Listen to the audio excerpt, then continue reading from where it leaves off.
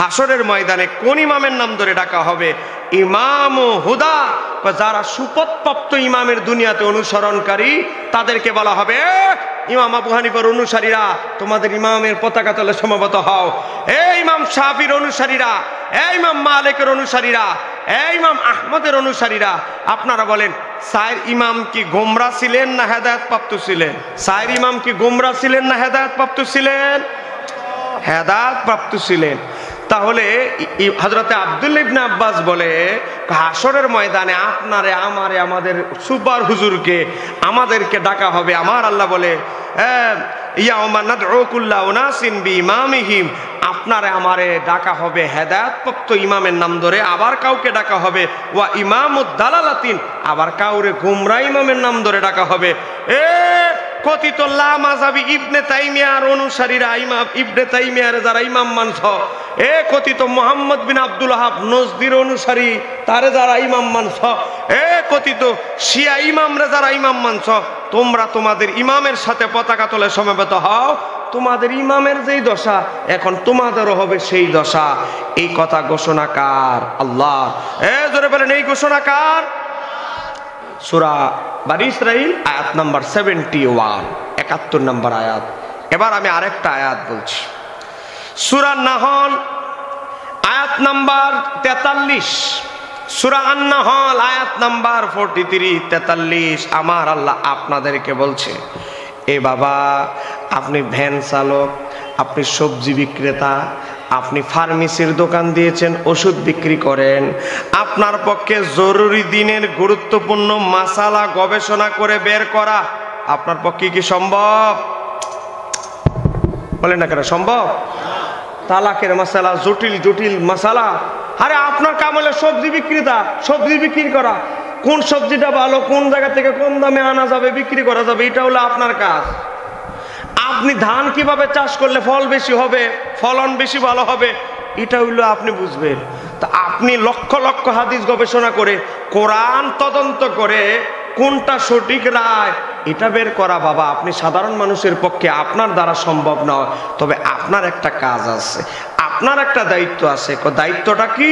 আমার আল্লাহ বলছে ফাসআলু, আপনি সওয়াল করবেন, প্রশ্ন করবেন, জিজ্ঞাসা করবেন, জানবেন। বাবা কার কাছে? আমার আল্লাহ বলছে ফাসআলু আহলাজ যিকরি ইন কুনতুম লা তা'লামুন, তোমরা যা জানো না তোমরা আহলে যিকিরের কাছে জিজ্ঞাসা করো। আহলে যিকিরকে রাইসুল মুফাসসিরিন আব্দুল্লাহ ইবনে আব্বাস বলে, তাবি কাতাদা বলে, তাবি হযরত আতা বলে, তাবি হযরতে হাসান বসরি বলে। বাবা আহলে যিকির মানে, আহলাজ যিকির মানে হচ্ছে আল উলামাউ ওয়াল ফুকাহাউ, যারা দিনদার মুস্তাহিদ দিনের দ্বারা ফকি, তারা হচ্ছে আহলে যিকির। একটু জোরে বলা যাবে কি সুবহানাল্লাহ? তাহলে আপনারা যা জানবেন না তা আপনারা ইমাম আবু হানিফার কাছে জানতে চাবেন, ইমাম মালিকের কাছে, যারা মালিকি তারা ইমাম মালিকের কাছে জানবে। বাবা এখন বলতে পারেন হুজুর ইমাম আবু হানিফা তো নাই। বাবা ইমাম আবু হানিফা নাই কি? কে বলেছে? ইমাম আবু হানিফা আপনাদের মাদ্রাসায় আছে। আপনি হুজুরের কাছে প্রশ্ন করবেন, হুজুর ইমাম আবু হানিফার মাযহাবের কিতাব পড়ে ফতোয়া জানাই দিবে, এটাই ইমাম আবু হানিফার কথা। কথা কোনা কেন ঠিক কিনা? হুজুর মুস্তাহিদ নয়, হুজুরের কোনো নির্দিষ্ট রায় নাই।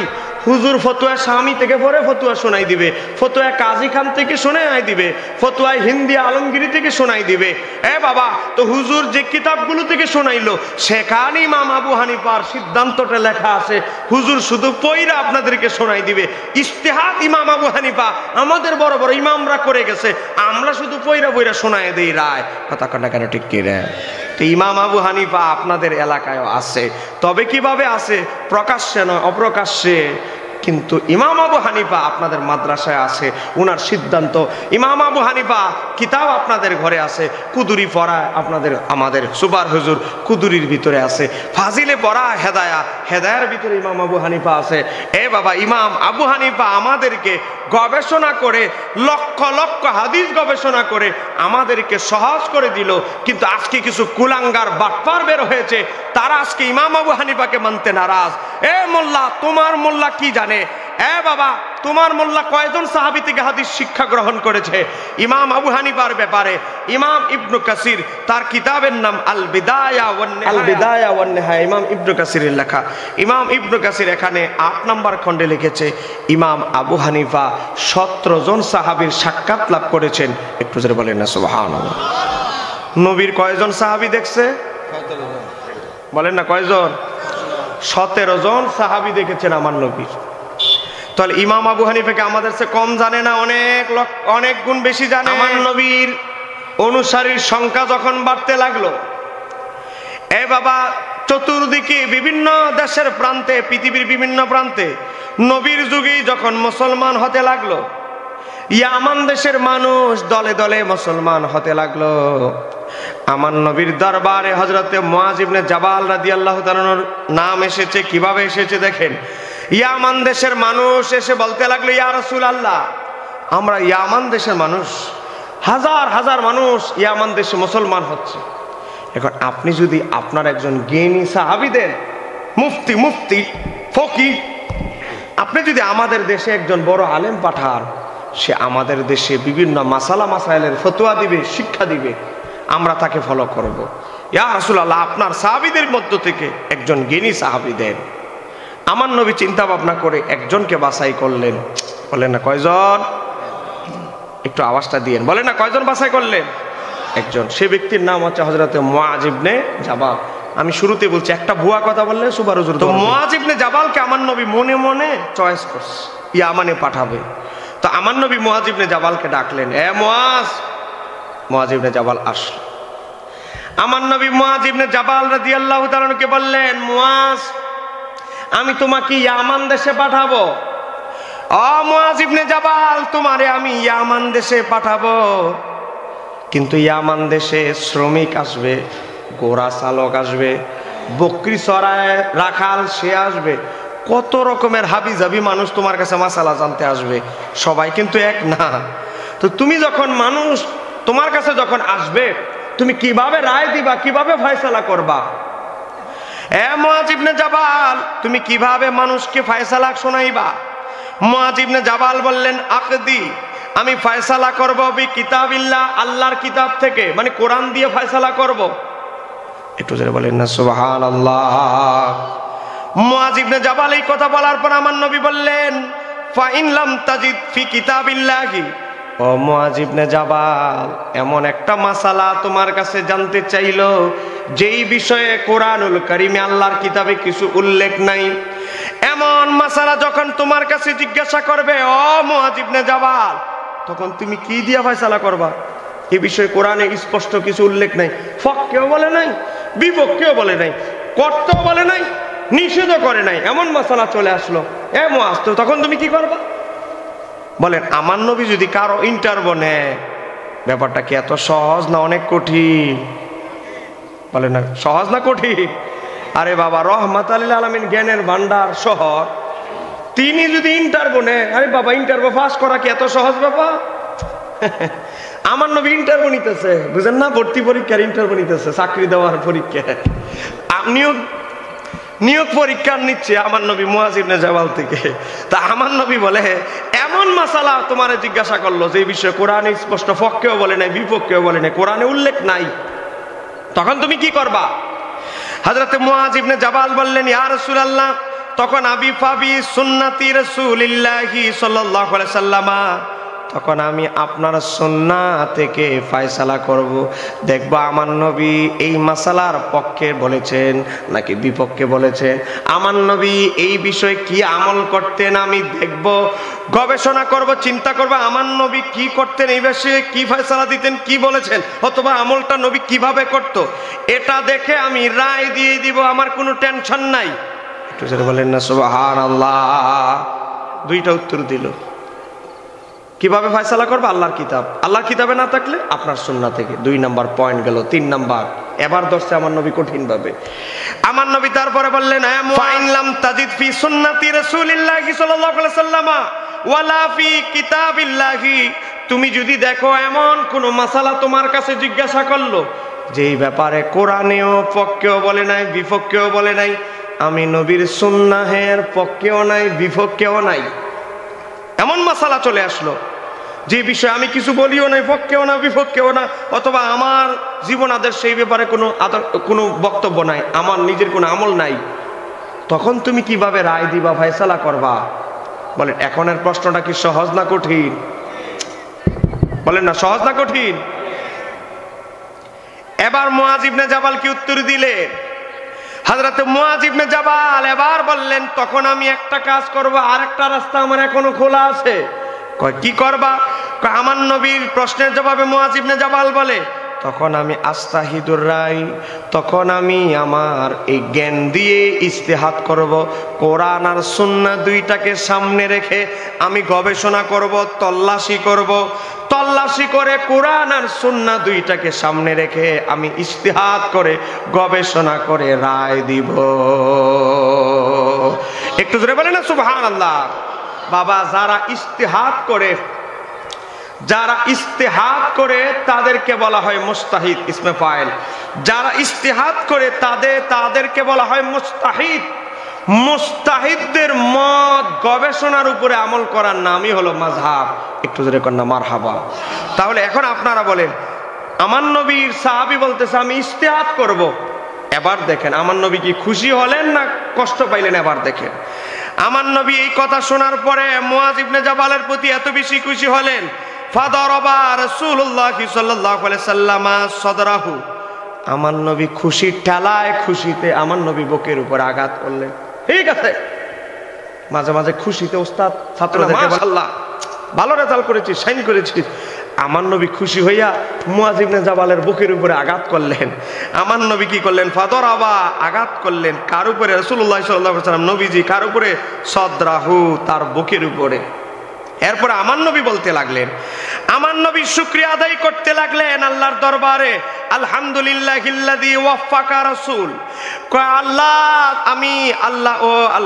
আমি নবী তোমার দরবারে শুকরিয়া আদায় করছি, ও মাওলা তোমার দরবারে শুকরিয়া আদায় করছি, রাসূলিল্লাহি লিমা ইউরদি, রাসূলুল্লাহ ও মাওলা আমি সমস্ত প্রশংসা আল্লাহর, আমি তোমার দরবারে শুকরিয়া আদায় করছি যে তুমি আমার দুধকে, এখানে এক রাসূলের অর্থ হলো দুধ, আর এক রাসূলের অর্থ হলো আমার নবী রাসূল।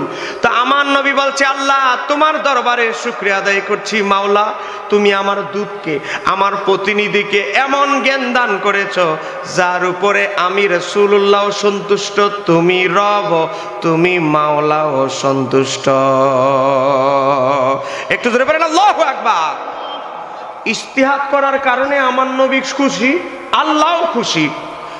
মাযহাব ইজতিহাদ কি? যারা গবেষণা করে, তো গবেষণা করতে গেলে কি কি যোগ্যতা দরকার এটা এবার আসতেছে।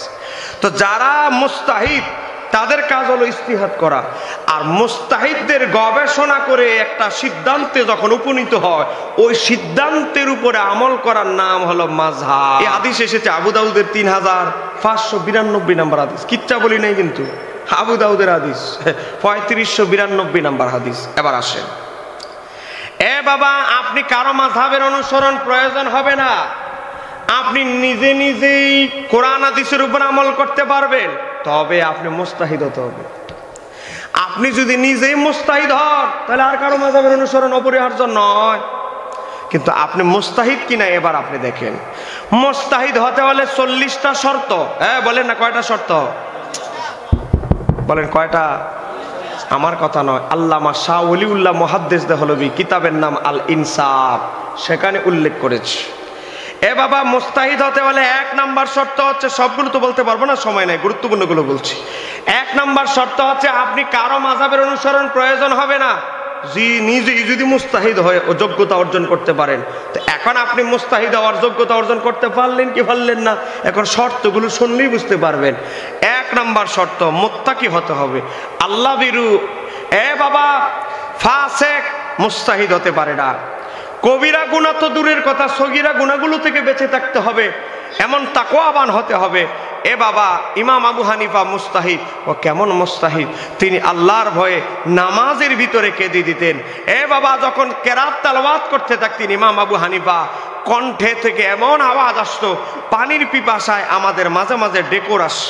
পানির পিপাসা লাগলে, ভাত খাইতে বসেছেন, পানির পিপাসা লেগেছে, পানি ভীষণ পিপাসা লেগেছে। ইমাম আবু হানিফা আল্লাহর ভয়ে জাহান্নামের আযাবের আয়াতগুলো যখন তিনি তেলাওয়াত করতেন, সূরাগুলো আয়াতগুলো, ইমাম আবু হানিফা কান্না করতে থাকতেন। কান্না ওনার থামাতে পারতো না। ও বাবা, এমন ভাবে কান্না করতেন, ওনার ডেকর চলে আসতো। আল্লাহর ভয়ে এমন ভাবে কাঁদতেন। তাহলে ইমাম আবু হানিফার তাকওয়া আর এই যুগের লামাযহাবী ও আহলে হাদিস ওয়াহাবী হুজুরদের তাকওয়া দুইটা কি এক সমান? বলেন এক সমান? এবার আসেন, এক নাম্বার মুস্তাহিদ হতে হলে এক নাম্বার শর্ত আপনি মুত্তাকি হতে হবে।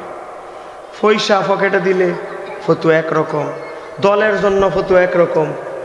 বাবা, আরেক দলের নিজেদের দলের হুজুরের বিরুদ্ধে চলে গেছে, এখন চুপ, এখন আর ফতুয়া নাই। কথা কোন আছে না নাই? বাবা, এমন বহু হুজুর আছে। বাবা, আরেকজনের বউকে ভাগায় নিয়ে চলে গেছে, এমন হুজুর আছে। হেলিকপ্টার হুজুর, কুয়াকাটার হুজুর, বেচারা হলো বিদেশ। বিদেশ থেকে কখনো ডিভোর্স হতে পারে না, কারণ সে স্বামী বিদেশ, স্ত্রী দেশে। ডিভোর্স হবে কিভাবে? Divorce impossible. রাষ্ট্রীয় আইনে ইম্পসিবল, ইসলামী আইনেও ইম্পসিবল।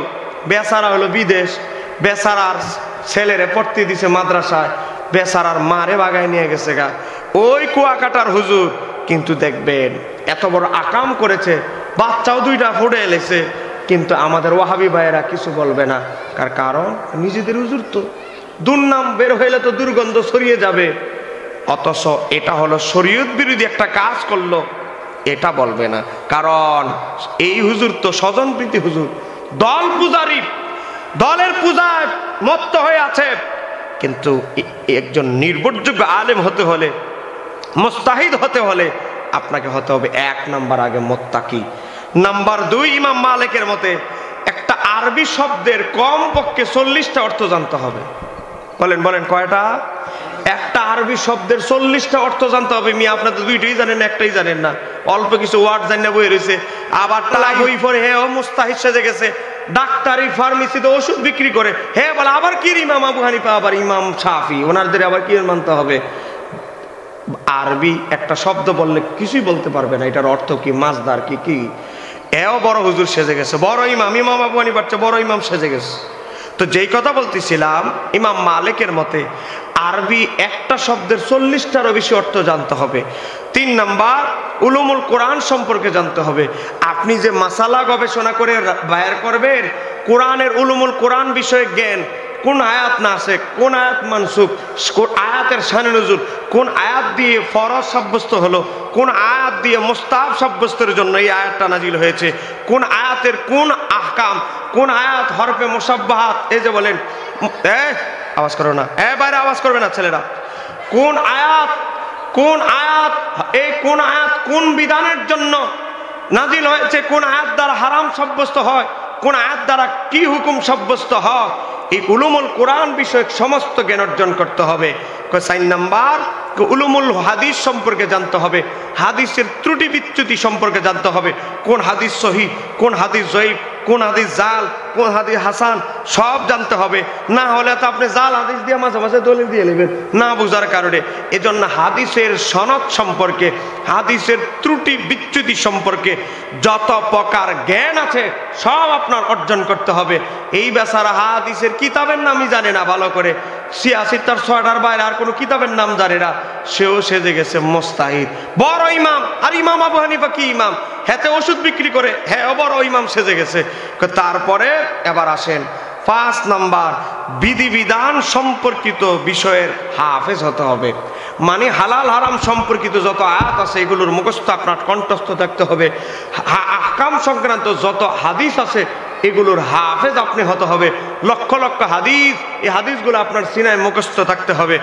তারপরে 6 নাম্বার, তারপরে আরবি ভাষার উপরে পাণ্ডিত্য অর্জন করতে হবে।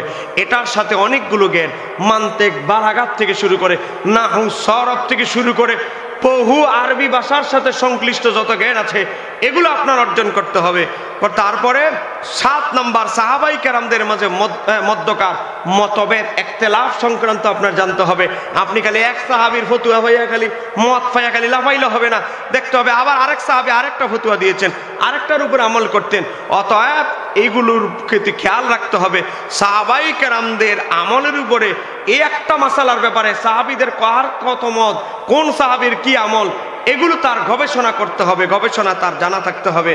তারপর 8 নাম্বার কি কিয়াসের যাবতীয় প্রক্রিয়া শর্তাবলী জানতে হবে, মানে এলমে ফিকহ, উসুলে ফিকহ সম্পর্কে যত জ্ঞান আছে, কোন কিভাবে আম হয়, কিভাবে খাস হয়, বাবা ও কোন নস, ইশারাতুন নস, ইবারাতুন নস, ইক্তেদাউন নস, কোন প্রকারে পড়েছে, মুস্তাহাব সাব্যস্তের জন্য কি ধরনের নস লাগবে, বাবা ওয়াজিব সাব্যস্তের জন্য কি ধরনের নস লাগবে, এগুলো সব উসুলি ফিকার কিতাবে আছে।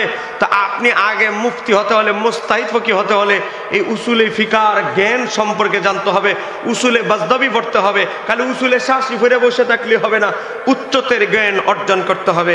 তারপর 10 নাম্বার কি ইখলাসুন নিয়ত, এমন একনিষ্ঠতার সাথে গবেষণা করার মন মানসিকতা থাকতে হবে। দল প্রীতি স্বজন প্রীতি থাকলে হবে না।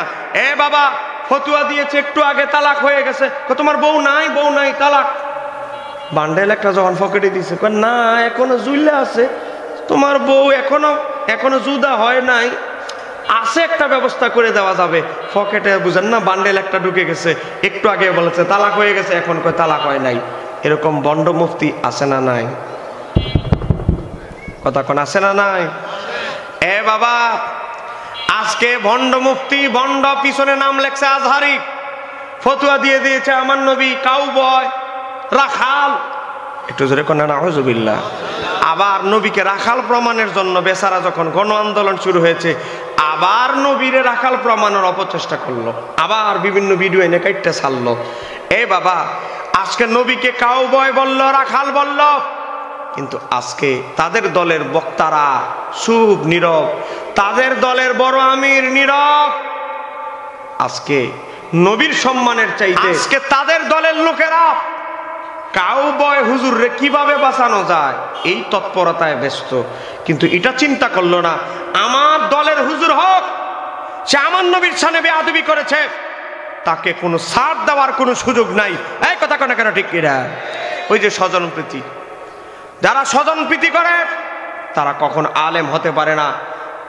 বাবা সমস্ত উলুমুল কোরআন, উলুমুল হাদিস, বাবা উসুলের কিতাবের ভিতরে রয়েছে। নিজেকে যদি কেউ আলেম দাবি করতে চায়, ইখলাসুন নিয়ত, স্বজন প্রীতি দূর না করা পর্যন্ত কেউ কখন আলেম হবে না। আজকে আমার সুবার হুজুর একটা ভুল কাজ করেছে, বাবা আমি একটা অপকর্ম করেছি, আমি উনার দলের বলে উনি চুপ থাকবে, উনি ভুল করেছে আমি চুপ থাকবো, এটা হক্কানি আলেমের বৈশিষ্ট্য হতে পারে না। হক্কানি আলেমের বৈশিষ্ট্য হচ্ছে ভুল হলে ভুলটাকে ভুল বলতে হবে, সঠিক যদি কেউ করে থাকে সঠিকটাকে সঠিক বলতে হবে। কথা বলে না কেন ঠিক কিনা? এজন্য মুস্তাহিদ ফকি হতে হলে স্বজন প্রীতিমূলক উদ্দেশ্য যদি মৌলবীর ভিতরে, আলেমের ভিতরে থাকে, সে মুস্তাহিদ ফকি হতে পারবে না। 11 নম্বর শর্ত, ইমাম আহমদের মতে কমপক্ষে 4 লক্ষ হাদিস মুখস্থ থাকতে হবে। এই শর্তগুলো আমি বলছি না, আহলে হাদিসদের বড় হুজুর ইবনুল কাইয়্যিম জাওজি একটা কিতাব লিখেছে ইলামুল মুহাক্কিকিন, সেখানের মধ্যে উল্লেখ করেছে ইমাম আহমদকে একজনে জিজ্ঞাসা করলো, ও ইমাম আহমদ, 1 লক্ষ হাদিস যদি কেউ মুখস্থ জানে সে কি নিজেকে মুস্তাহিদ ফকি দাবি করতে পারে? বলে না, কেউ যদি 2 লক্ষ হাদিস মুখস্থ জানে সে কি নিজের মুস্তাহিদ ফকি দাবি করতে পারে? মুস্তাহিদ মানে কোন মাযহাবের ইমামরে মানতে হবে না, নিজে নিজেই চলতে পারবেন। ইমাম আহমদ বলে না, নিজের স্বয়ং সম্পূর্ণ আলেম দাবি করতে পারবে না। ইমাম আহমদকে জিজ্ঞাসা করা হলো, কেউ যদি 3 লক্ষ হাদিস জানে সে কি নিজের মুস্তাহিদ ফকি দাবি করতে পারবে? না, নিজেকে সে নিশ্চয় মুস্তাহিদ ফকি দাবি করতে পারবে না। ইমাম আহমদকে জিজ্ঞাসা করা হলো, কেউ যদি 4 লক্ষ হাদিস মুখস্থ জানে তাহলে কি সে নিজেকে মুস্তাহিদ ফকি দাবি করার মতো উপযুক্ততা তার হয়েছে?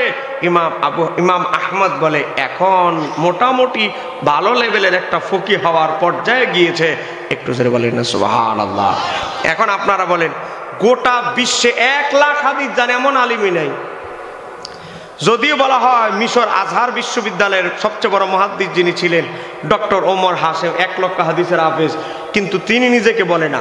কিন্তু সারা বিশ্বে তো এখনো তাও বা একজন। আরে বাবা, সারা বিশ্বে কোনো আলেম নাই 1 লক্ষ হাদিসের হাফেজ, কিন্তু মাযহাবের ইমামত হলে মুস্তাহিদ কি হতে হলে কম পক্ষে 1 লক্ষ হাদিসের হাফেজ হতে হবে।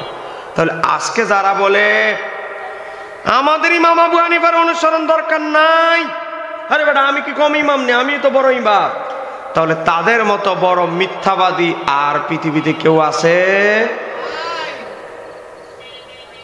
আল্লাহ সুবহানাহু ওয়া তাআলা এই কথিত লামাযাবিদের থেকে আমাদের যুব সমাজ, আমাদের এই মহল্লা সমাজ, দেশবাসীকে হেফাজত করুন। একটু জোরে বলেন আমিন, আর একটু জোরে বলেন আমিন। বাবা আপনাদেরকে বলছি, আবারও বলছি, আমরা মাযহাবের ইমামদেরকে মানি, তারা হচ্ছে কোরআন সুন্নাহের সঠিক ব্যাখ্যাকার। কোরআন সুন্নাহের সঠিক ব্যাখ্যাকার হিসাবে ইমাম আবু হানিফাকে মানে। কারণ তারা ইমাম আবু হানিফাকে আমরা কোন সময় মানতে হয়? যেই বিষয়ে কোরআনে সুস্পষ্ট উল্লেখ নাই। কোন বিষয়ে মানতে হয়? যেই বিষয়ে হাদিসে সুস্পষ্ট উল্লেখ নাই। কোন বিষয়ে মানতে হয়? 3 নাম্বার, উল্লেখ থাকলেও অস্পষ্ট। ইমাম আবু হানিফা, ইমাম শাফি, ইমাম মালিক, ইমাম আহমদের কাজ কি? ওই অস্পষ্টতাকে সুস্পষ্ট করে দেওয়া, এটাই হচ্ছে ইমামদের কাজ। তারা আমাদের বিশাল বড় জটিলতাকে সহজ করে দিয়ে গেছেন ইমাম আবু হানিফা। আজকে কিছু কুলাঙ্গার, কিছু নিমুখারাম ইমাম আবু হানিফার মতো এমন মহান ব্যক্তি এত বড় কঠিন কাজটা আমাদের জন্য সহজ করে দেওয়ার পর কিছু কুলাঙ্গার বলে আবার কিসের ইমাম আবু হানিফা, কিসের শাফি, কিসের মালিকি, কিসের হাম্বলি। একটু জোরে কন্যা নাউজুবিল্লাহ। আমার বাবারা ভাইয়েরা, আপনাদেরকে বলছি, ইমাম আবু হানিফা রাহমাতুল্লাহ আলাইহি লক্ষ লক্ষ হাদিস গবেষণা করে, কোরআন গবেষণা করে আমাদের জন্য সহজ করে দিয়েছেন। আমরা সেই মতের উপরে আমল করি। আমরা বিশ্বাস করি ইমাম আবু হানিফা একজন আদেল, নির্ভরযোগ্য ব্যক্তি ছিলেন। এই কথিত লামাযহাবী এ বাবা এই আব্দুল মুজাফফর বিন মহসিন এমন বক্তব্য দিয়েছে কোরআনের মধ্যেও নাকি ভুল আছে। একটু জোরে করেন নাউজুবিল্লাহ। আর একটু জোরে বলেন, আর একটু আস্তে বলেন। যেই বাটফার মৌলবীরা বলে কোরআনেও ভুল থাকার সম্ভাবনা আছে, কোরআনেও ভুল আছে, বলেন এরা কি মুসলমান হতে পারে? এরা কি সঠিক দলের অনুসারী হতে পারে? ইমাম আবু হানিফাকে শুধু আমরা মানি না, ইমাম আবু হানিফা রাহমাতুল্লাহ আলাইহিকে পৃথিবীর বড় বড় ইমামরা মানে। ইমাম বদরুদ্দিন আইনির মতো, ইমাম তহাবির মতো। আজকে যারা মাযহাব নিয়ে অ্যালার্জি, যাদের খাইজানি, তাদেরকে আমরা বলতে চাই ইমাম আবু হানিফা নয়, 4 মাযহাবের ইমামকে অনুসরণ করেছেন পৃথিবীর সবচেয়ে বড় বড় যারা ইমাম। আজকে আপনি এমন কোন ইমাম পাবেন না যারা মাযহাবের ইমামকে অনুসরণ করে নাই। আজকে আপনি যদি আকীদার ইমামের দিকে যান, ইমাম আবুল হাসান আশ-শারি, তিনি ছিলেন শাফি মাযহাবের অনুসারী। আপনি যদি ইমাম মাতুরিদির দিকে যান, তিনি ছিলেন হানাফি। বাবা আকীদার কথা বলছি, আকীদা আপনি যদি সুন্নি মুসলমান হতে চান, মাযহাব মানতে হবে। এবার আসেন, আপনি যদি হাদিসের উসুলে হাদিসের কিতাব পড়তে যান, ইমাম ইবনে হাজার আসকালানি পৃথিবীর সবচেয়ে কঠিন উসুলে হাদিসের কিতাব লিখেছেন ইমাম ইবনে হাজার আসকালানি, নকবাতুল ফিকর, তিনি ছিলেন শাফি। আপনি তাফসীর পড়তে যান কওমি মাদ্রাসায়, আলিয়া মাদ্রাসায়, এই লামাযহাবীরাও যাদের কিতাব পড়ে, যার কিতাব পড়ে, তার নাম ইমাম জালালউদ্দিন সুয়ুতী, তিনিও ছিলেন মাযহাবী, শাফি মাযহাবের অনুসারী। আজকে আপনি হাদিসের ব্যাখ্যা গ্রন্থ পড়তে যাবেন, বুখারী শরীফ পড়তে যাবেন, আপনার একজনের ব্যাখ্যা গ্রন্থ পড়তেই হবে, তার নাম ইমাম ইবনে হাজার আসকালানি, তিনি ছিলেন শাফি। 852 হিজরিতে ইন্তেকাল। আপনি বুখারী শরীফ পড়তে যাবেন, উমদাতুল কারি বদরুদ্দিন আইনির পড়তে হবে, তিনি ছিলেন হানাফি। আপনি মুসলিম শরীফ পড়তে যাবে গেলে সবচেয়ে বেশি পড়তে হয় ইমাম নববীর শহরে মুসলিম, সেই ইমাম নববী ছিলেন শাফি। বাবা পৃথিবীর এমন কোন ইমাম নাই। আজকে দেখেন এই লামাযহাবীদের বড় হুজুর ইমাম ইবনে কাসির, তিনিও শাফি। এই লামাযহাবীদের বড় হুজুর যিনি 32 খণ্ডে ফতোয়ার কিতাব লিখেছে, এই দেখেন মাজমাউল ফাতোয়া, এটা 19 নম্বর খণ্ড, সেও হাম্বলি। আমরা বলছি না, ইমাম ইবনে কাসির আল বিদায়া ওয়ান নিহায়া 10 নম্বর খণ্ডে লেখে আমার শায়েখ ইবনে তাইমিয়া সে হাম্বলি মাযহাবের অনুসারী ছিল। কথিত লামাযহাবীরা, তোমাদের গুরু, তোমাদের প্রধান গুরু পথপ্রদর্শক ইবনে তাইমিয়া সেও মাযহাবী ছিল। এখানে শেষ নয়। বাবা, ওহাবী লামাযহাবীদের বড় গুরু মুহাম্মদ বিন আব্দুল ওয়াহাব নজদী, সেও তার বইয়ের ভিতরে লিখেছে, আমিও নিজেও হাম্বলি, সেও নিজের হাম্বলি মাযহাবের দাবি করত। তাহলে আপনি পৃথিবীতে এমন কোন ইমাম পাবেন না, সিহাসিত্তার প্রায় ইমামই কোনো না কোনো মাযহাবের অনুসারী ছিলেন। ইমাম বুখারীর ব্যাপারে বলা হয় তিনি ছিলেন নিজেই মুস্তাহিদ। মনে রাখতে হবে, আমি শুরুতেই বলেছি, যারা মুস্তাহিদ, মুস্তাহিদদের জন্য আরেকজনের মাযহাব অনুসরণ অপরিহার্য। হযরতে ইমামে আহলে সুন্নাত ইমাম শেরে বাংলা রাহমাতুল্লাহ আলাইহি, তার নামের আগে আমরা বলি ইমামে আহলে সুন্নাত। কথা কোন কেন ঠিক কিনা? বলে না কেন ঠিক কিনা? এই আহলে সুন্নাত ওয়াল জামাত একমাত্র নাজাত প্রাপ্ত দল। বলেন না কোনো সন্দেহ আছে? বলেন কোনো সন্দেহ আছে? উত্তরবঙ্গে গেলে যখন আমরা আহলে সুন্নাত ওয়াল জামাতের নাম বলি, আমাদের কিছু ভাইদের অ্যালার্জি খাইজানো শুরু হয়। এজন্য আমি এদের মলমের জন্য আবার আমার কাছে আবার ওষুধও আছে। কারণ উত্তরবঙ্গে রাজশাহী বিভাগে গেলে তারা আবার এক বেচারার অনুসরণকারী বেশি, এক বেচারার বেশি ভক্ত। তার নাম হলো ইবনে তাইমিয়া। তার নামে দেখবেন আপনাদের চট্টগ্রামে স্কুল আছে, আপনাদের কুমিল্লা টাউনে জেলা সদরে এর নামে ওনার কিতাব, যে এই কিতাব যার ওনার নামে ইবনে তাইমিয়ার নামে স্কুল আছে। আমি অবাক হয়ে গেলাম, এই গত 4 দিন আগে ইবনে তাইমিয়ার নামে স্কুল দিয়েছে আমাদের জামাত ইসলামের ভাইরা। আচ্ছা ভালো কথা, আপনাদের বড় হুজুরের নামে দিতেই পারে।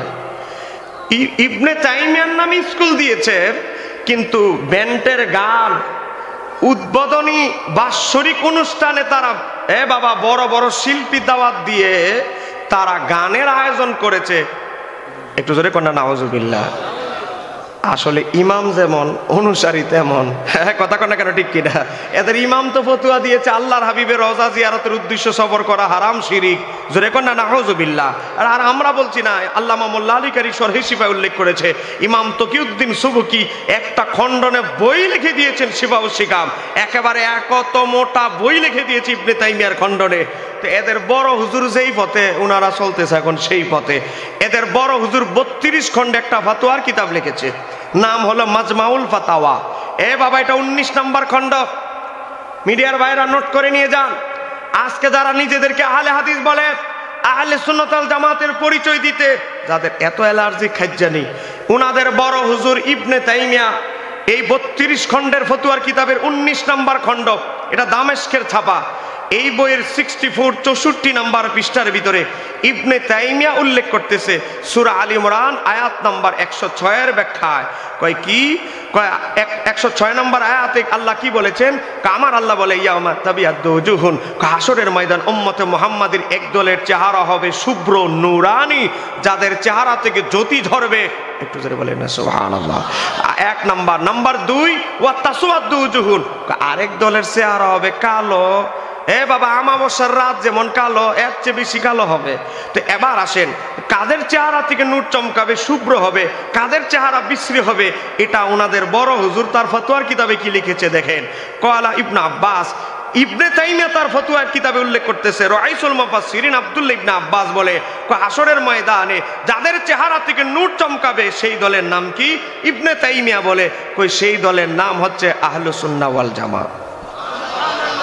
আরেকটু আসতে কর না। তোমাদের বড় হুজুর লিখেছে জান্নাতি দল একটা, জান্নাতে যাবে একটাই দল, সেই দলের নাম আহলে সুন্নাত ওয়াল জামাত। তা আবার রাইসুল মুফাসসিরিন আব্দুল্লাহ ইবনে আব্বাস রাদিয়াল্লাহু তাআলা মত উল্লেখ করে। তো তোমাদের বড় হুজুরের মাজমাউল ফাতাওয়ার নাম শুনলে তোমরা কলিজা ঠান্ডা হয়ে যায়। তো তোমাদের হুজুর 19 নম্বর খণ্ডের 64 পৃষ্ঠায় লিখেছে আহলে হাদিস, আহলে হাদিস নয়, একটাই দল জান্নাতে যাবে, সেই দলের নাম আহলে সুন্নাত ওয়াল জামাত। আর কোন সন্দেহ আছে? ধরে বলেন, আর কোন সন্দেহ আছে? ইমাম ইবনে কাসির লেখা, এখানেও দারুল হাদিস কায়রো 480 পৃষ্ঠার ভিতরে ইমাম ইবনু কাসির লিখেছে আসরের ময়দানে যাদের চেহারা থেকে নূর চমকাবে সেই দলের নাম আহলে সুন্নাত ওয়াল জামাত, ওয়া তাসাওয়াদু উজুহুন যাদের চেহারা বিশ্রী হবে তারা হচ্ছে আহলুল বিদআতি ওয়াল ফিরকাতি। এটা কার ব্যাখ্যা? ক্বালাহু ইবনু আব্বাস রাদিয়াল্লাহু তাআলা আনহুমা রাইসুল মুফাসসিরিন। নবীর সাহাবীদের যুগ থেকে কিয়ামত পর্যন্ত উম্মতের যিনি সবচেয়ে বড় মুফাসসির, এটা তার ব্যাখ্যা। মনে রাখতে হবে, আমি কোরআনের তাফসীর শিখেছি, কোরআন শিখেছি আমার ওস্তাদ থেকে, হুজুর কোরআনের তাফসীর শিখেছে হুজুরের ওস্তাদ থেকে, আর সাহাবায়ে কেরাম কোরআনের তাফসীর শিখেছে রাহমাতাল লিল আলামিনের দরবার থেকে। কথা বলেন ঠিক কি না? তাহলে আব্দুল্লাহ ইবনে আব্বাস রাদিয়াল্লাহু তাআলা আনহুমা বলে জান্নাতি দল একটা। বলেন জান্নাতি দল কয়টা? আমার আল্লাহ সূরা আলে ইমরান 106 নম্বর আয়াতে উল্লেখ করছে জান্নাতি দল একটা। তাহলে নতুন দলের আর অনুসন্ধানের আমাদের দরকার আছে? হ্যাঁ বলেন না কেন, আর দরকার আছে?